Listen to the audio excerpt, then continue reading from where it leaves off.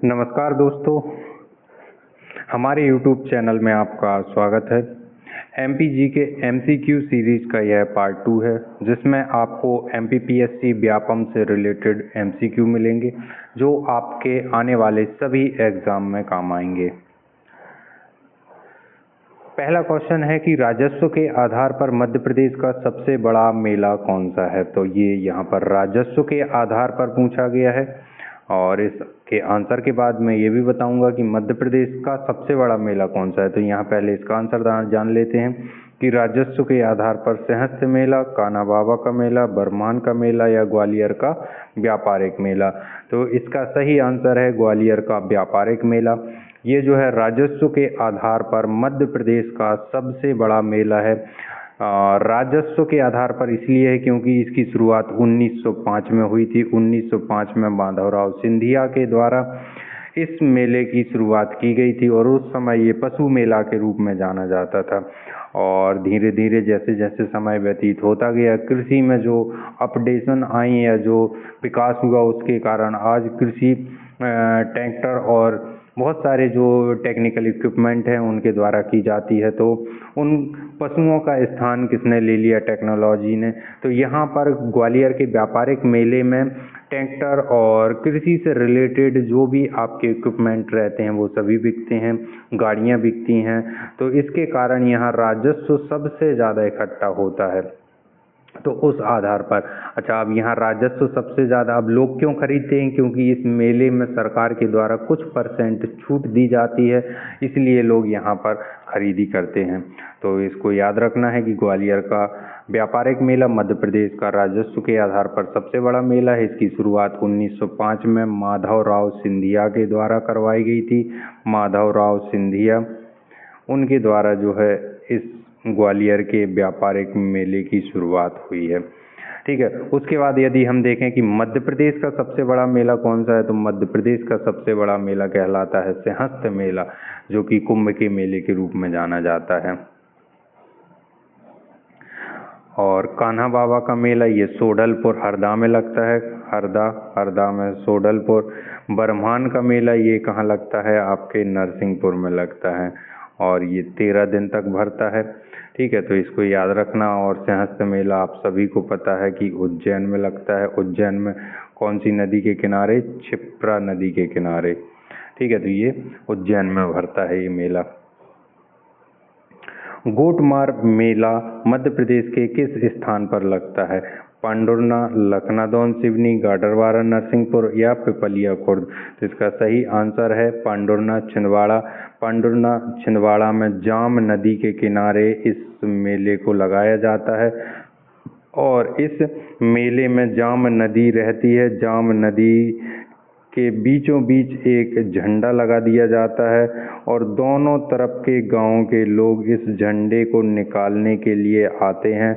और जब एक गांव के लोग जाते हैं झंडा निकालने, तो दूसरे गांव के लोग उनके ऊपर पत्थर फेंकते हैं।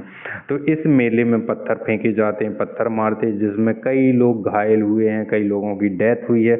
उसके बाद सरकार ने कई बार इस पर बैन लगाया, प्रतिबंध लगाया, फिर भी संस्कृति के नाम पर लोगों के द्वारा इसे चालू करवा लिया गया है। तो ये जाम नदी के किनारे लगता है, कहाँ? पांडुरना छिंदवाड़ा में। तो इसको जरूर याद रखें।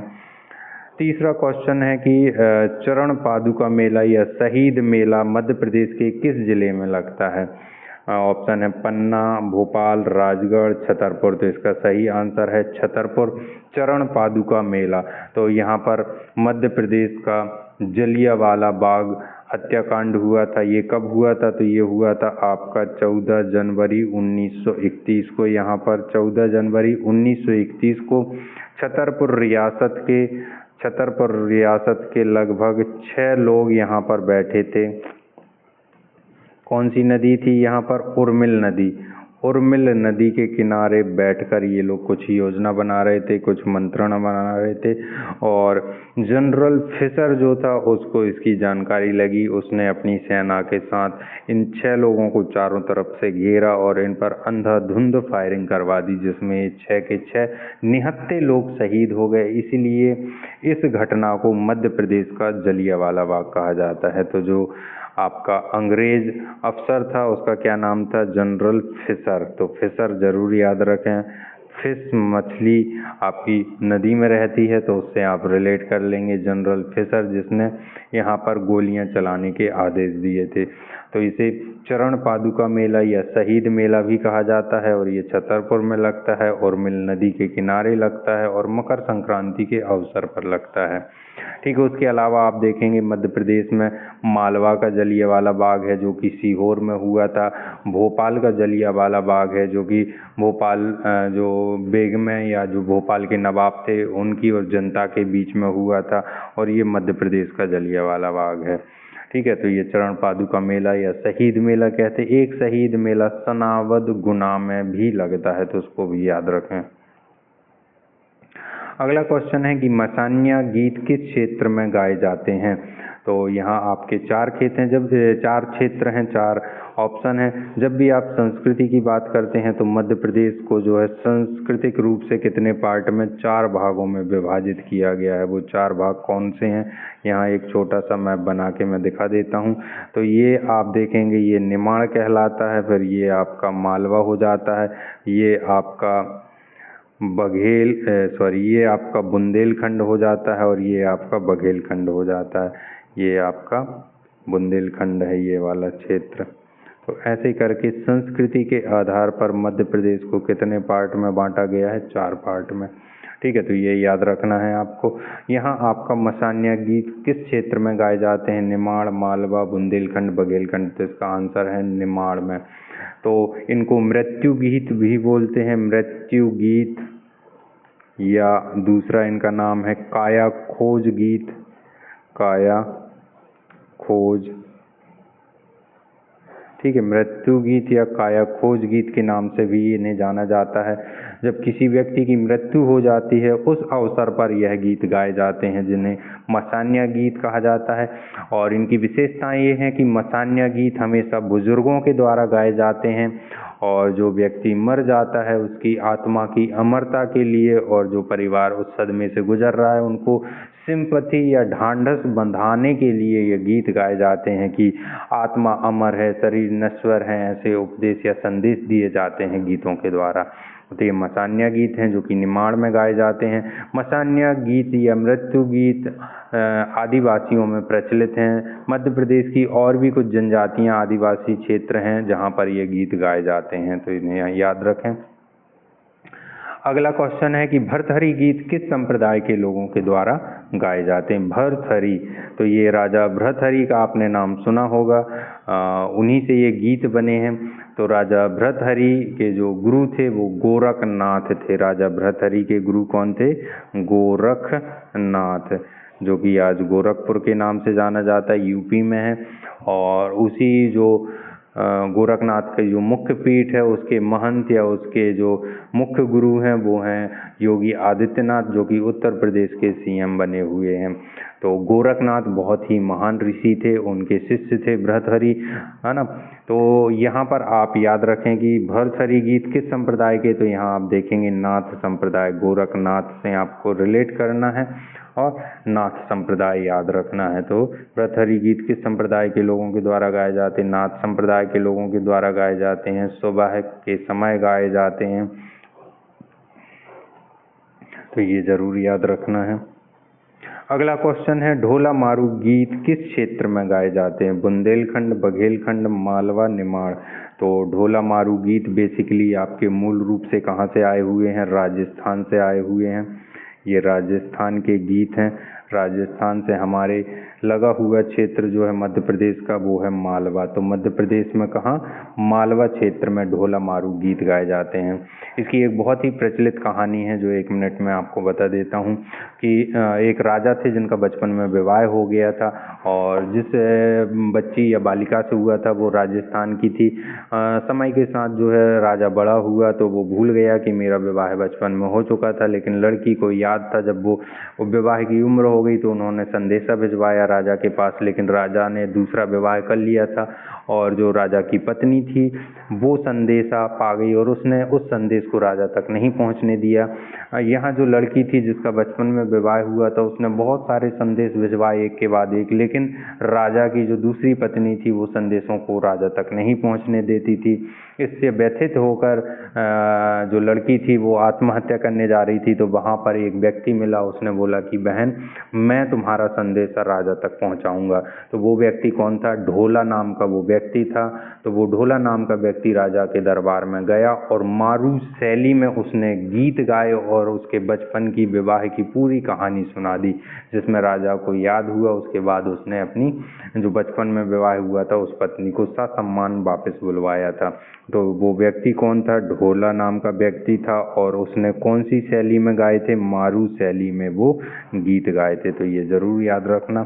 तो ढोला मारू गीत ये राजस्थान के और हमारे मध्य प्रदेश के मालवा क्षेत्र में गाए जाते हैं। अगला क्वेश्चन है कि बसदेवा गीत जो हैं गीतकार अपने सिर पर किस भगवान की मूर्ति बांधे रहते हैं? बसदेवा जो गीतकार हैं अपने सिर पर किस भगवान की मूर्ति बांधे रहते हैं? यहाँ ऑप्शन है कृष्ण भगवान, राम, गणेश जी या विष्णु जी। तो वासुदेव जो है भगवान श्री कृष्ण का नाम था, तो इसका सही आंसर है भगवान श्री कृष्ण की मूर्ति बांधे रहते हैं, पीले वस्त्र धारण किए रहते हैं और श्रवण कुमार के गीत गाते हैं जिसमें माता पिता की सेवा के बारे में बताया गया है। और ये जो है हमारे मध्य प्रदेश के बघेलखंड क्षेत्र के बहुत ही प्रचलित गीत हैं वसुदेवा।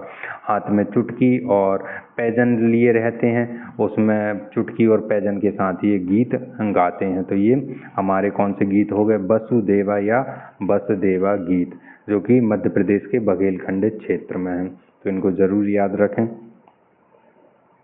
अगला क्वेश्चन है कि मध्य प्रदेश का राजकीय लोक नृत्य क्या है? तो मध्य प्रदेश का राजकीय लोक नृत्य है राई। ये आपने देखा और सुना भी होगा। राई जो है लोकगीत के साथ साथ लोक नृत्य भी है। तो ये गाने के फॉर्म में भी है और डांस के फॉर्म में भी है और ये मध्य प्रदेश का लोक नृत्य कहलाता है। और इसके जो फेमस प्लेस है मध्य प्रदेश में, वैसे तो ये बुंदेलखंड में होता है। बुंदेलखंड में आप देखेंगे सागर और दमोह इनकी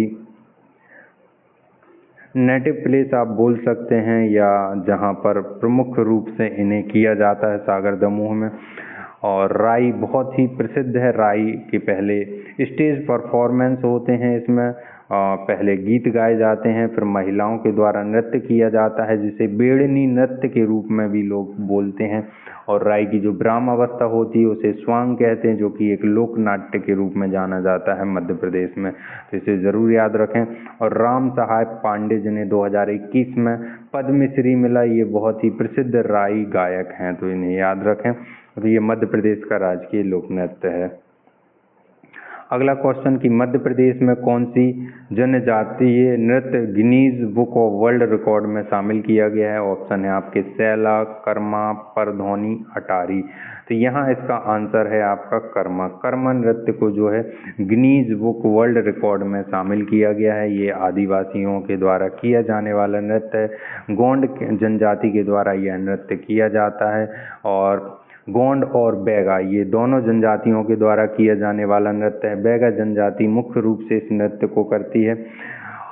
अब ये गिनीज वर्ल्ड बुक रिकॉर्ड में कैसे शामिल हुआ? तो मंडला के एक स्कूल में इस नृत्य को किया गया था, जहां पर 3050 लोगों ने एक साथ इसे 8 घंटे 13 मिनट तक इस नृत्य को किया था ग्रुप बना के। इसलिए इस नृत्य को किस में शामिल किया गया है? Guinness book of world record में। तो ये कर्मा नृत्य है, इसे जरूर याद रखें। अगला क्वेश्चन कि मध्य प्रदेश के लोक नाट्य का दर्जा किसे प्राप्त किया गया? मध्य प्रदेश में लोक नाट्य का दर्जा, तो लोक नाट्य के बारे में आपने सुना होगा। ये कठपुतली, गम्मत, माच, अखाड़ा। तो इसका आंसर क्या है? माच। मध्य प्रदेश के लोक नाट्य का दर्जा माच, जो कि मालवा में किया जाता है। और माच एक प्रारंभिक रूप से या प्राचीन समय से चला आ रहा है, जो कि एक खेल के रूप में किया जाता था। और माच का प्रवर्तक ओरिजिनेटर जो है बाल मुकुंद गुरु को कहा जाता है। बाल मुकुंद गुरु जो हैं इसके ओरिजिनेटर हैं। उसके बाद माच का जो उद्भव है या जन्म है वो राजस्थान के ख्याल गायन शैली से हुआ है। किससे? ख्याल गायन शैली। ख्याल गायन शैली कहाँ की है? राजस्थान की है। इसे याद रखना है आपको। और ये जो है रात्रि के प्रथम पहर में किया जाता है और लगभग 300 वर्ष पुराना यह नृत्य है या लोकनाट्य है। तो इसे ज़रूर याद रखें। ये मालवा में होता है। कठपुतली आपका कहाँ होता है? ये भी मालवा में। गम्मत आप देखेंगे ही, गम्मत हमारे निमाड़ में होता है और अखाड़ा नृत्य हमारे बुंदेलखंड में होता है। तो मध्य प्रदेश का लोकनाट्य का दर्जा पूछा गया था, तो उसे याद रखें, ये माच है। हमारा यह वीडियो आपको कैसा लगा आप कमेंट करके ज़रूर बताएं। Thank you.